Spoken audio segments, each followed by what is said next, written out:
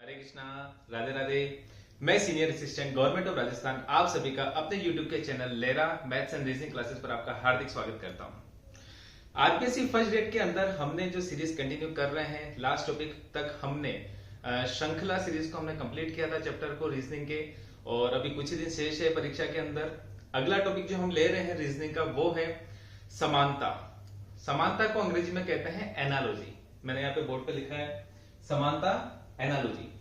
Topic शुरू करने से पहले आप इस चैनल को जरूर लाइक कीजिए, सब्सक्राइब कीजिए, शेयर कीजिए और उन सभी जरूरतमंद विद्यार्थियों तक जरूर पहुंचाएं ताकि उनको भी इसका फायदा मिल सके। तो शुरू करते हैं आज का टॉपिक।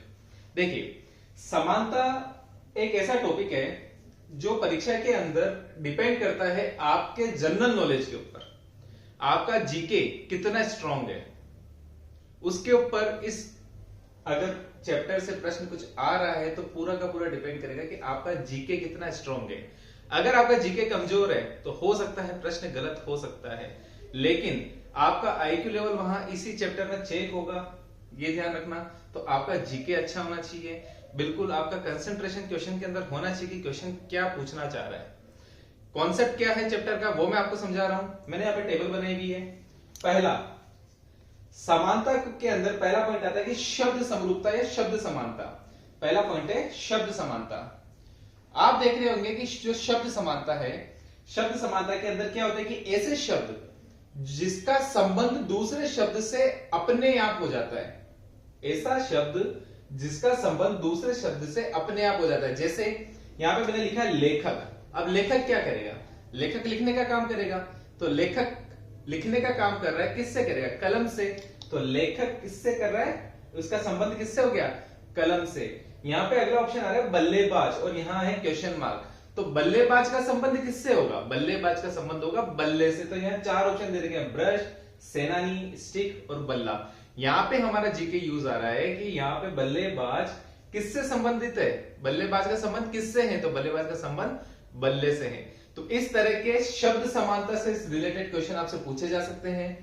दूसरा जो संबंध आता है वो है अक्षर संबंधी समानता। अक्षर संबंधी समानता जो अंग्रेजी के जो अल्फाबेट्स होते हैं उसको कुछ इस तरह से समायोजित करना, आगे पीछे करके इस तरह से कुछ संबंध बनाना, उसमें कुछ रिलेशन बनाना। ठीक है, अब देखते हैं। जैसे यहां पे लिखा हुआ है ACBD, यहां पे कुछ नहीं किया है, ACBD EFGH OQPR, और यहां पे हमको लास्ट की जगह क्वेश्चन मार्क दे रखा है।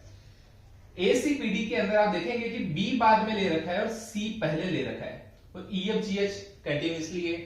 वहीं पे OPQR में P बाद में ले रखा है और Q पहले ले रखा है, और OPQR इसके बाद जस्ट क्या आता है? STUV। तो अगला उत्तर क्या हो जाएगा आपका? STUV। ये संबंध बैठ गए यहाँ पे कि कंटिन्यूसली आपकी जो वर्णमाला है उसकी क्या चल रही है? एक श्रृंखला चल रही है। अगला संबंध सबसे महत्वपूर्ण है संख्या संबंधी समानता। ज्यादातर जो प्रश्न है वो इसी से पूछे जाते हैं, संख्या संबंध से। क्या होता है संख्या संबंधी समानता? प्रश्न देखते हैं, संख्याओं के बीच में आपस में संबंध क्या है? जैसे 12, 30, 20। यहां क्या उत्तर आएगा? चार ऑप्शन दे रखे हैं, 25, 32, 35, 42। अब आप यहां पे देखिए ध्यान से, 12, ये 12 हो सकता है कैसे आया होगा? 12 3 गुणा 3 कितना हो गया? 9, 9 प्लस 3 कितना हो गया? 12। जिस नंबर से गुणा किया वही नंबर प्लस कर रहा हूं, तो 30 कैसे आया होगा? 5 गुणा 5 प्लस 5, 5 25 प्लस 5 30। 20 कैसे आया होगा? 4 गुणा 4 प्लस 4, 4 चौक 16 प्लस 4 20। अब आप देखिए 3 और 5, एक छोड़ के दूसरा नंबर, तो 4 के बाद एक छोड़ के दूसरा नंबर क्या हो जाना चाहिए? यहाँ पे 6 हो जाना चाहिए। तो 6 गुणा 6 प्लस 6, 36 प्लस 6 कितना हो गया? 42। तो आपका उत्तर ऑप्शन में है 42। हाँ, इस चीज का सबसे इंपॉर्टेंट ध्यान रखिएगा कि समानता से संबंध में अगर कोई भी प्रश्न आ रहा है तो आपको सबसे पहले ऑप्शंस को देखना है, क्योंकि इसमें ज्यादातर जो उत्तर है वो ऑप्शंस के बेसिस पे ही निकलेंगे। तो पहले आप ऑप्शन जरूर चेक कर लें, क्योंकि कई बार होता है कि एक से ज्यादा उत्तर हमें मिल सकते हैं। जैसे मैं इसी की बात करूं, संख्या संबंधी समानता में मैं आपको कुछ चीजें समझाता हूं कि संख्या संबंधी समानता में किस तरह से उत्तर निकल सकते हैं। जैसे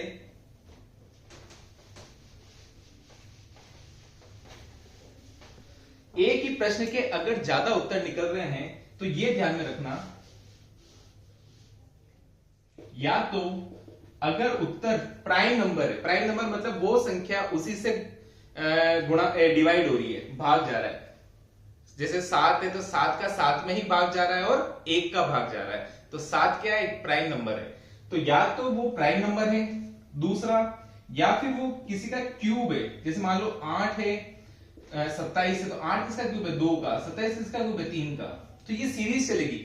अगर एक से ज्यादा जो अपने ऑप्शंस दे रखे हैं एबीसीडी के अंदर, एक से ज्यादा उत्तर निकल रहे हैं, एक से ज्यादा अगर उत्तर निकल रहे हैं, तो उस केस में ये पैटर्न फॉलो करेंगे। क्या वो प्राइम नंबर से निकल रहा है?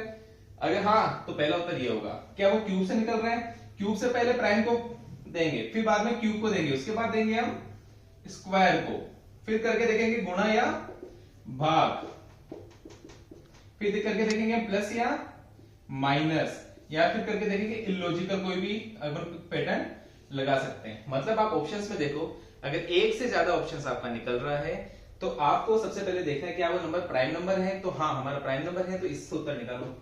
अगर प्राइम से नहीं निकल रहा तो क्यूब से कोशिश करो, इससे नहीं निकल रहा तो स्क्वायर से कोशिश करो, इससे नहीं निकल रहा तो गुणा और भाग करके कोशिश करो, इससे नहीं निकल रहा तो प्लस और माइनस करके कोशिश करेंगे। और अगर इन पांचों से नहीं निकल रहा है तो कोई ना कोई इलॉजिकल तरीका होगा जिससे हम उत्तर निकाल सकते हैं। कुछ प्रश्न लेते हैं, कुछ उदाहरण हम करते हैं इसके। जैसे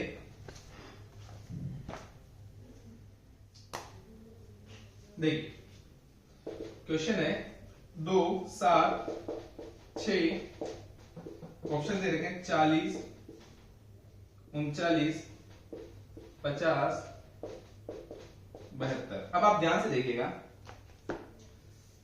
अब इसमें हम कुछ संबंध लगाने, मैंने आपको बताया था प्राइम का कुछ संबंध नहीं बैठ रहा है, क्योंकि 2 है तो 2 के प्राइम नंबर 7 है, 6 है, तो प्राइम नंबर का कॉन्सेप्ट नहीं बैठ रहा है। तो क्या क्यूब से बैठेगा क्या, कि 2 का क्यूब कितना होता है, 8, 8 में से अगर 1 माइनस करो तो 7 आ रहा है। उसी तरह 6 का क्यूब कितना होता है, 216, 216 में से 1 माइनस करो तो 215, पर ऑप्शन में हमारे पास उत्तर ही नहीं है 215, तो क्यूब से होगा नहीं। स्क्वायर से कोशिश करें, क्योंकि क्यूब के बाद क्या आता है, स्क्वायर आता है। 2 का स्क्वायर कितना होता है, 4, 4 प्लस 3 कितना आ रहा है, 7। इसमें कोशिश करते हैं 6 का स्क्वायर कितना होता है, 36, और 36 प्लस 3 कितना आ रहा है, 39। इसका ऑप्शन 39 है, हाँ, ऑप्शन में हमारे पास 39 है, बी। तो हमारा उत्तर क्या हो जाएगा, बी। इस तरह से हम हमारे संबंध को देखेंगे, जो अंक के बीच में क्या संबंध निकल रहे हैं, इस तरह से हम प्रश्न को हल करेंगे। अगला हम एक उदाहरण लेते हैं। जैसे 3, 243, 5, ठीक है। अब देखिए, 3 का संबंध है 243 से, और 5 का संबंध है किससे वो हमें नहीं पता। अब आप देखिए, 3 का घात अगर मैं 5 लेता हूं तो कितना, क्योंकि क्यूब में लूंगा तो क्यूब से तो निकलेगा नहीं, क्योंकि 3 की घात क्यूब है तो 27, 27 तो आ ही नहीं रहा। 3 की घात अगर 5 लोगे तो आप 243 आएगा, तो 5 की घात भी हमें यहाँ पे क्या लेनी पड़ेगी, 5 लेनी पड़ेगी। तो 3125 हमारा इस प्रश्न में उत्तर होगा। इसका संबंध जिससे है उसी तरह इसकी भी घात हमें वही लगानी पड़ेगी, ठीक है। एक प्रश्न और लेते हैं।